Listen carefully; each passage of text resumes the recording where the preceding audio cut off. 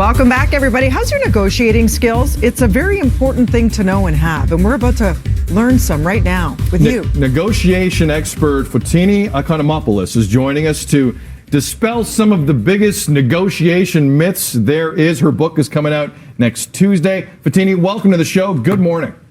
Thank you for having me. I'm so excited to be here with you. Us too. Congrats on this book. And we thought, let's play a little true or false to see who's better at negotiating. I'm going to already say Sid is. I'm terrible at it. My husband tries to teach me. I thought you were going to claim victory already. No, I think you're going to take this. Ready? Let's go through it, Fotini.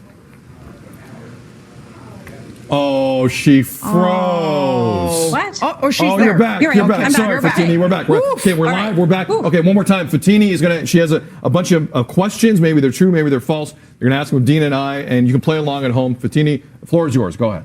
Okay, so the best negotiators are those who can respond quickly. True or false? I'm saying false, and you're saying I quickly threw my paddle true. up, Fotini. I'm saying false because I feel like you need to take time before you get back so you don't do a knee-jerk thing that you No, I'm about regret. quick decisions that have little thought in them. Okay, so Dina, you are correct. This is in fact false. My brain's doing different things. So the whole title of the book is Say Less, Get More. So introverts, you can rejoice. It's not about thinking quick on your feet. I know we get fed those theories from pop culture when you see the fast-talking, slick Wall Street guys. But the reality is that effective negotiators know how to press their mental pause button and calm down a little bit and allow the rational thought to come back in. Because when we get really stressed, we start thinking and talking at the same time, but that can get you into trouble. So an effective negotiator will not respond quickly. They're going to think first, and then they'll decide what is most appropriate for their situation. My husband Alex taught me that, Fotini, and now you for everyone at home. He's like, no, cool down for a second. Let your emotions simmer away. Think it through. Yes. Give it a day and do it right. Okay, next question. Effective negotiators brace themselves for battle. True or false? I'm going. That sounds right to me. That sounds Fotini. true. That sounds We're both saying super true. It is false. Negotiation doesn't have to be an active battle, and it's all about mindset when you go in. If you're going in there thinking, I'm going to duke it out with this person, it's going to be combative. But if you go in there with the mindset of, hey, what kind of solution can we come up with together? How curious can I be about this person, and how can I make them curious about me?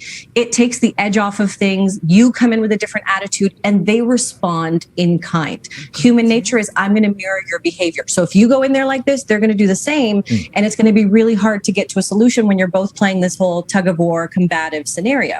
But a cooperative negotiation is far more reflective of what we deal with every single day. Makes You know what? sense. You should write a book. You're really good. Thank you. Okay, I am well on my way to being the worst negotiator in Canada. Let's go statement 3. I'm 0 for 2. Okay. Number 3 is expert negotiators ask more questions. True or false? What do you mean by that? I'm just kidding. I'm just kidding. True. I'm going to go We're true. both I like going what you did there. I'm gonna go True. true. Yeah, absolutely true. You are correct on this Put one. one on the board for Sid. Point. So there was a study done that compared expert versus average negotiators. And what we find is expert negotiators ask more questions because they're not negotiating against themselves. They're not just going proposal after proposal.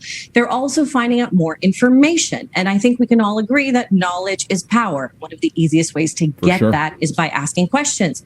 Questions are also a wonderful way to make sure you press your mental pause button. When you are tempted to start thinking and talking, ask a question and get them to do the talking.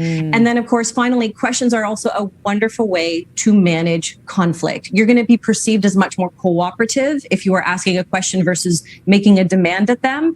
And you're going to create this solution-oriented conversation that makes them feel like they're in charge when really you're the one asking the question and steering the conversation where you want it to go. Love that power move, ninja mind trick. You know what? I'm hearing, Fotini, I'm hearing everything you're saying. And I'm just realizing how many meetings I've been in the last 20 years where I had no chance. That you blew. Because everyone I was talking to were on these tips and doing these exact things. Anyway, I'm having a self-reflective moment that nobody cares about but me. That's great, though. No, I get it. All right, go ahead, Fotini. Next question.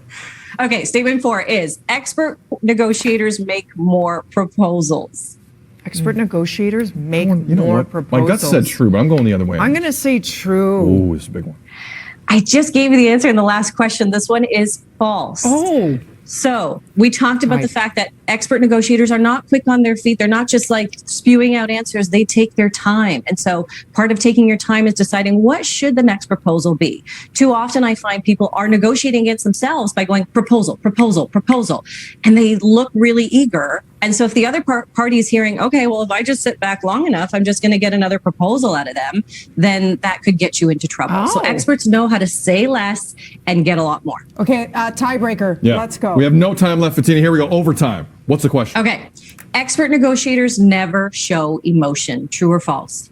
I'm going to say false. This is going to be interesting now. If you watch Frederick Lund, $1 Million Listing New York, he always shows emotion and he lands the deal. So I'm going based on that.